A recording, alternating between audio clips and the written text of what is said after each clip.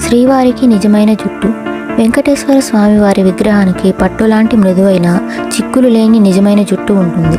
దీని వెనుక ఒక ఆసక్తికరమైన కథ ఉంది. వెంకటేశ్వరుడు భూమిపై ఉన్న సమయంలో ఊహించని ప్రమాదంలో తన జుట్టులో కొంత భాగాన్ని కోల్పోతాడు.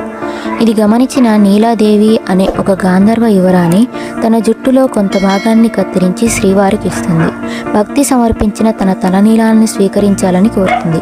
ఆమె భక్తికి మెచ్చిన వెంకటేశ్వరుడు ఎవరైతే తనను దర్శించుకోవడానికి వచ్చి తలనీలాలు సమర్పిస్తారో వారికి సదా తన అనుగ్రహం ఉంటుందని వరమిస్తాడు. అప్పటి నుంచి తిరుమలకు వెళ్ళే భక్తులు తమ కోరికలు తీరక ముందు తీరని తర్వాత స్వామివారికి తలనీలాలు సమర్పించడం ఆనవాయితీగా మారింది. విగ్రహం వెనకాల సముద్రపు ఘోష.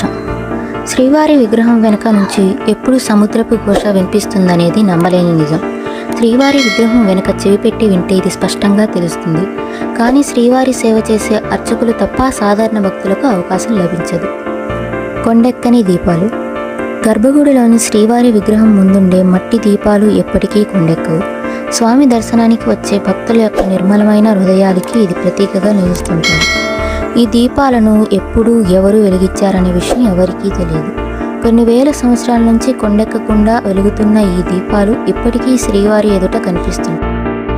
ఎవరికీ తెలియని రహస్యగ్రామం. తిరుపతి బాలాజీ దేవాలయంలో ఆరాధనల కోసం ఉపయోగించే పువ్వులు, పాలు, వెన్న, పవిత్ర మూలికలు, ఆకులు తదితర ఎన్నో పదార్థాలను తిరుపతికి 22 కిలోమీటర్ల దూరంలో ఉన్న ఓ రహస్య గ్రామం నుంచి తీసుకొస్తారు. ఇక్కడ ఉండే గ్రామస్తులకు తప్ప ఈ చిన్న గ్రామం గురించి మరెవ్వరికీ తెలియకపోవడం విశేషం. ఇక్కడి ప్రజలు ఎంతో నియమనిష్టలతో ఉంటారు. గర్భగుడిలో పూజలకు ప్రకృతి నుంచి అవసరమయ్యే ప్రతి సామాగ్రి ఇక్కడి నుంచి తీసుకెళ్తారు. శ్రీవారి విగ్రహం గర్భగుడి మధ్యలో ఉండదు.